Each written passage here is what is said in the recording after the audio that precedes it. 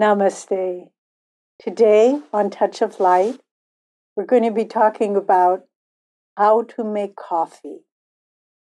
This may seem like a not very appropriate topic. This is not a cooking show, but learning how to make coffee was a huge lesson for me on the spiritual path.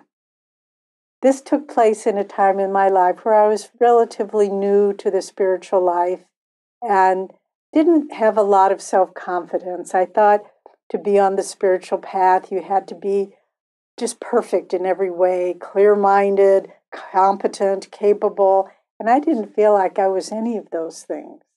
And moreover, at that time in my life, I didn't drink coffee, so I didn't know how to make it. This particular day when this lesson occurred, someone had asked me to bring Swami Kriyananda's mail over to him. The person who usually did it was away, so I thought, well, I think I can do that.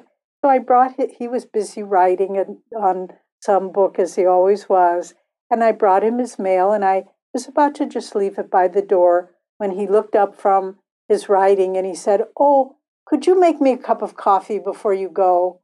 And I said, "Yes, Swamiji," but I knew in my heart I didn't know how to make coffee. So I went into his kitchen, and I knew it had something to do with boiling water. So I turned on the burner, and I put some water in a pot, and the water started boiling, and I didn't know where to go from there.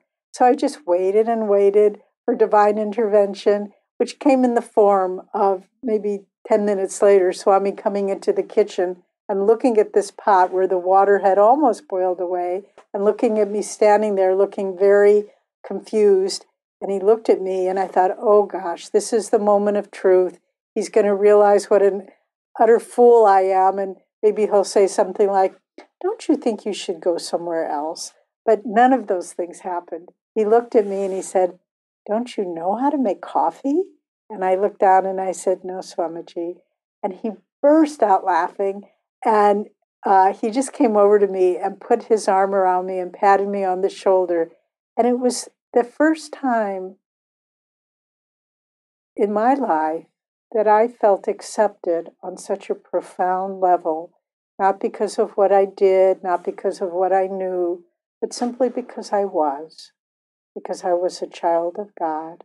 And Swami gave me that lesson, and it really changed me for the rest of my life, because I felt, God's love for me is not based on what I do. It's based simply on the fact that I am his child, and his love for every one of us is so much greater than we know.